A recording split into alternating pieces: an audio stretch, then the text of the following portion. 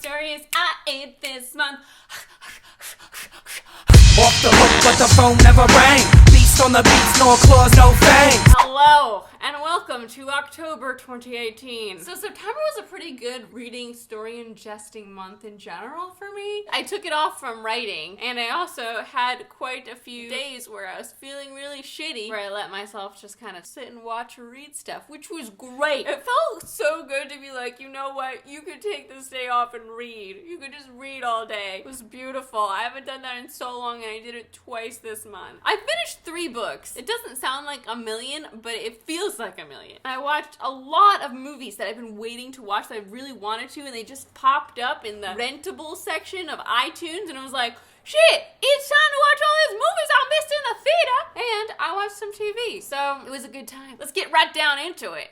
Bring your crew and fight the whole gang. The first book I have to show you that I finished is our BOOKSPLOSION Book of the Month for September. This month we worked with Penguin, and that is SEAFIRE by Natalie C. Parker. So I just finished the audiobook for this one. The narrator did a really good job. If you don't know, SEAFIRE is about this crew of women, captained by our lead character, Caledonia, who has lost her entire family to this warlord, Eric. They live in a world where this warlord basically reigns as a tyrant. He gets whatever he wants whenever he wants because he reigns over this drug supply. He gets all his men hooked on this drug so that they're constantly coming back to him. They need him, and he just keeps expanding his empire that way. He goes around periodically from place to place, kidnapping their young kids, their young boys, and bringing them into his ever-expanding mob. It's all very sad. When she was 14, Caledonia's entire ship was attacked by Eric, and now her and her best friend Pisces, whose family was also on that ship, run their own ship, full of girls who have been orphaned or left in similar situations where they have nowhere to turn, and together they find a home, and together they're pirating their way to vengeance. This book was so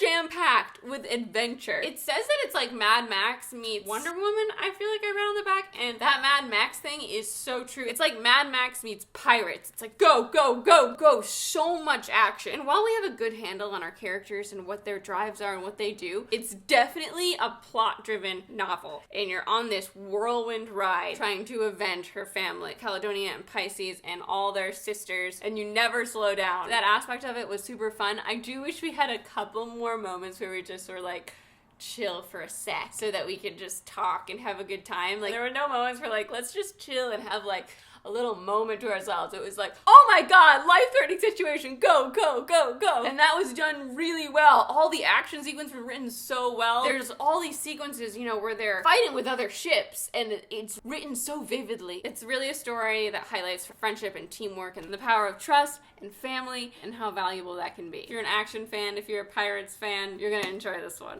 Next! Oh my god, the first movie I watched this month. I don't know if you remember, but I saw Mamma Mia 2 a couple months ago, and I loved it. Like, it was silly at times, but I had so much fun. I left the theater feeling so happy and bubbly and alive. I want to sing and dance everywhere. And I talked about how I saw the first Mamma Mia in high school. I hadn't watched it since, and I didn't like it. So one night, I wanted to watch something, and Mamma Mia is now on Netflix. So I was just like, okay, I'm gonna rewatch Mamma Mia. And my god, I loved this movie so much.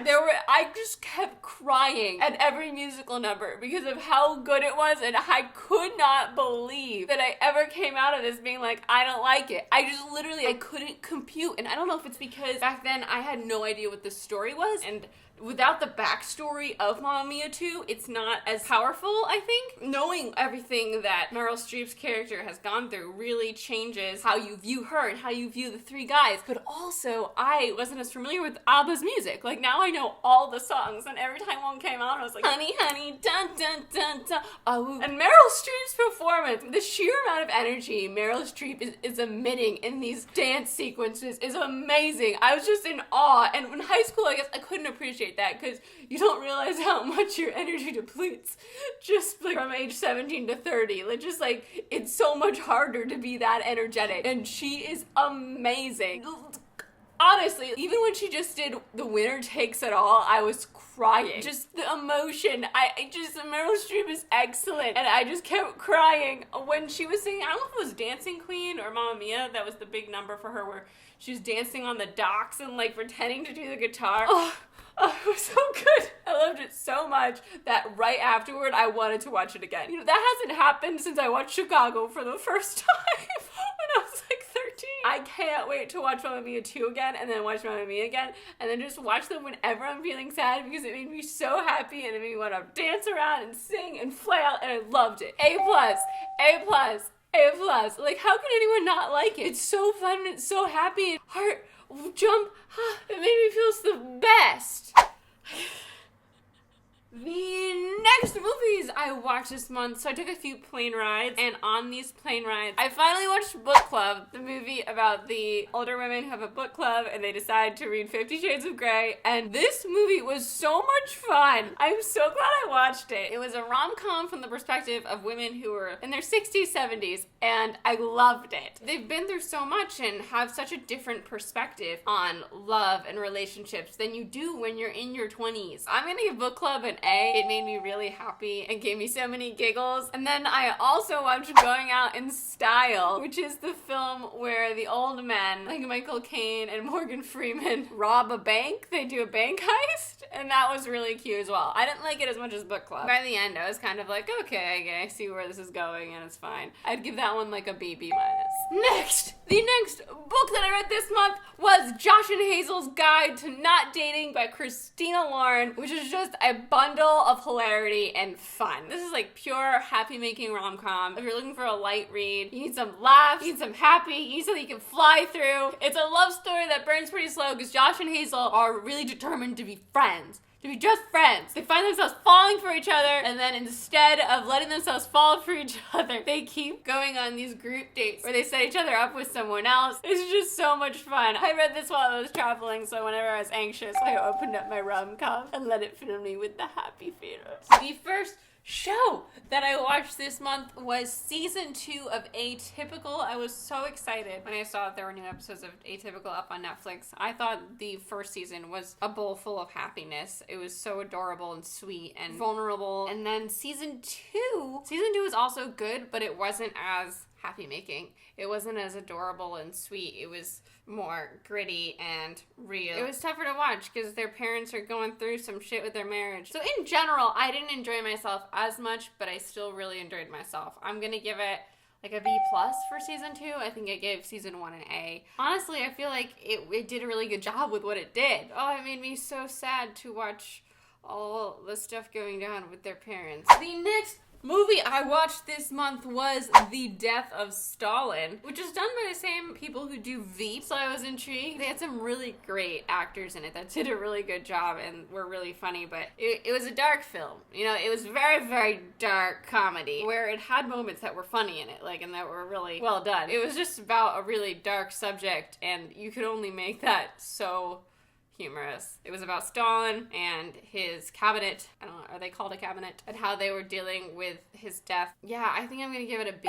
I just didn't end up enjoying it as much as I wanted to. I came out of it feeling kind of just, ooh. The next movie I saw this month was A Simple Favor with Blake Lively and Anna Kendrick. I was very excited for this because I love Paul Feig's comedies and I was excited to see what he was gonna do with a thriller. I had so much fun with this film. I know it's not for everyone because it does get a little wacky. Anna Kendrick's character is everything I love. I laughed throughout the entire thing because it was like exactly my sense of humor. And Blake Lively did an excellent job with her character, and it maintained this really great balance between thriller and comedy throughout the first 3/4 of the film. And then it got a little wacky and lost its way toward the end. It didn't walk the line as well, and I think that's where it probably loses people that don't like the film. But I was already totally on board. I was like, this is something that I would want to make. It's so weird at points, but it's great. Even in the parts where it lost its way, I was like, I loved everything else so much that I'm okay with this. If you like Anna Kendrick, you're gonna have fun with this Simple Favor. And I love thrillers. So it was like my 2 favorite things mashed together until the end. I wish the end was a little better so you wouldn't be able to pick at that. But overall, I really enjoyed myself, so I'm gonna give it an A-.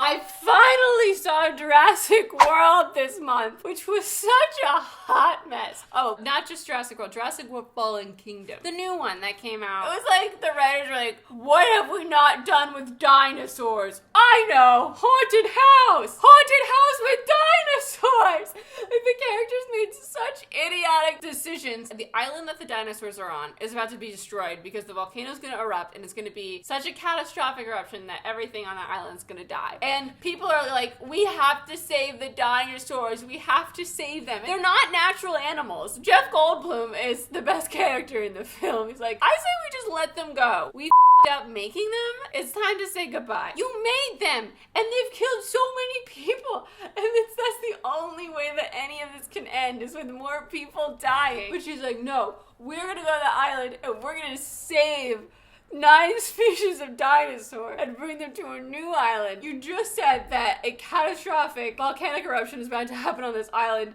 How the are you gonna get dinosaurs off of it? You just came from this whole situation where everyone almost died. It was just like dumb decision after dumb decision. Like, I had fun with the dumb decisions, but I was like, oh my god, this is the dumbest thing I've ever seen. Like, they get to the island, and I thought this was gonna be most of the film, but they get to the island, and like 5 seconds later, it's falling apart. Who thought this was a good idea? They're like running for their lives. There's a whole stampede of dinosaurs because the volcano's erupting, and they're trying to get away from the lava, and they find one of those circle things from the first Jurassic World, and Chris Pratt like hesitates to get in. There's all this time where he can get in, and he doesn't get in, and he just runs, and he gets swallowed up in this volcanic cloud of really hot dust, but like, he doesn't die. He just like falls off into this cliff of water with a million dinosaurs and nothing. It was just like, oh, this is ridiculous. There's like a blood transfusion with a dinosaur.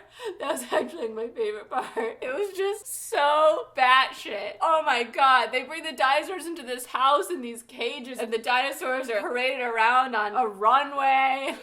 What is happening right now? The little girl is running away from dinosaurs, and instead of running and like leaving, she hides in her bedroom in her bed. And like, the dinosaur goes outside the house and like creeps outside it and like opens up her window. It's like a monster in a horror film, and I'm just like, what am I watching? Anyway, good times. I'm gonna give it a C-. I had my fun, but it was bad shit. You know, granted, blue did win me over in this film. I used to be like, why did anyone think that being friends with a raptor is a good idea? But those cute little videos of past little blue with Chris Pratt was so cute. I also watched Adrift this month with Sam Claflin and Shailene Woodley, which I really wanted to see when I saw the trailer for it. I never got to the theater, and wow, what a sad movie. It's not really a love story. It's more a sad story where they get stuck and they're adrift. And it feels like one of those stories that's based on a true story, because it is. It's like unflinchingly upsetting. Like, there's no moments we were able to inject of like nice happiness, fun times. It was all very serious and very like, we're in love and we're doing this, and oh my god, we might die. And it was well done. I don't think it was excellent. To be an excellent film, you do have to have a couple moments where you're like, oh, I'm really rooting for them. And I was rooting for them, but not like as much as I could have been rooting for them. I'm gonna give it a B-. 20 minutes into it, I was watching it just because I wanted to see how it ended, not because I was very, very invested in what it happens. And it's told in flashbacks of their relationship. So you start when the boat, the yacht, I don't know what you want to call it, has already been destroyed by this storm, and you see flashbacks of them before that. But the whole time, we know that it's been destroyed, and Shailene Woodley is like working to keep them alive. So you start without the basis of who they are and their relationship and all that stuff. And you get flashes of it, but I like when we have more of that. I like when you see more of the journey and get to know the characters better. Worth the watch if you really like these actors, but not my favorite. The next book that I finished this month was none other than The 7 Husbands of Evelyn Hugo by Taylor Jenkins Reid, which everyone and their mom is talking about. I needed to read this. There were too many people raving. I needed to be in the know, and I'm so glad I am now. The 7 Husbands of Evelyn Hugo is about Evelyn Hugo's life. Evelyn Hugo was a Hollywood star in the 50s, 60s, 70s in this book, in this world. But it feels so real. The thing about this book is it feels like you're reading something that is legitimately like real. Like this happened. It feels so real. It's so grounded, and I kept thinking like, like Evelyn Hugo was a real person and all this stuff really happened. I still honestly think that it's real and it all happened. Like, I can't get it out of my brain. It was such a well-crafted story. Like, when I started reading this, I read it for like 3 hours in the morning, and then I went out and did all these errands, and then while I was doing those errands, I was like, oh, I'm gonna go back and watch more of the movie I was watching. And I was like, wait, what was I watching? And then I realized I wasn't watching a movie, I was reading a book, but it's so real and vivid. I felt like I was watching a film. I feel like this has to be signed on for a film. It's so good. It's so well done. So this book starts out, and we're like in current times, and this reporter for this magazine, who she's pretty new there, is being requested by Evelyn Hugo to do a piece. And she says, if this reporter doesn't do it, then I'm not doing the piece. And Evelyn Hugo's really private, so she hasn't done any interviews in years and years and years, and she's in her 80s now, and she wants this woman, this reporter, to do her first piece in years and years and years. And she's this huge starlet. And so the magazine really wants this piece, so they send their reporter, even though they want to send anyone else, because they're like, she's new and she doesn't deserve this. But she gets to go to Evelyn's house, do this interview, and we go from there. The book is divided into chapters like where Evelyn's telling her story of her life, and then we switch back to chapters in between where she's there with this reporter. And it's just fascinating and heartbreaking and wonderful, and you should read it. Taylor Jenkins Reid did an amazing job. I was just in awe at the end. It's like, wow, just the little details, everything was so perfect because there's so many little details that are so real. That's what gets you feeling like this happened. This is real. This is about a real person. Highly recommend The Seven Husbands of Evelyn Hugo. It's full of emotion and thought-provoking themes. I mean, I felt like I was there in the 50s. I feel like I can go to the movie store. I feel like I can go and pull up her films and watch them. Like, it's so weird. It's so weird. It was really, really good. What else did I watch this month? So much stuff in the past day, because I took off yesterday. First, I watched Nappily Ever After, the new movie on Netflix. It's about this woman who's kind of molded her life around being perfect, like having the perfect image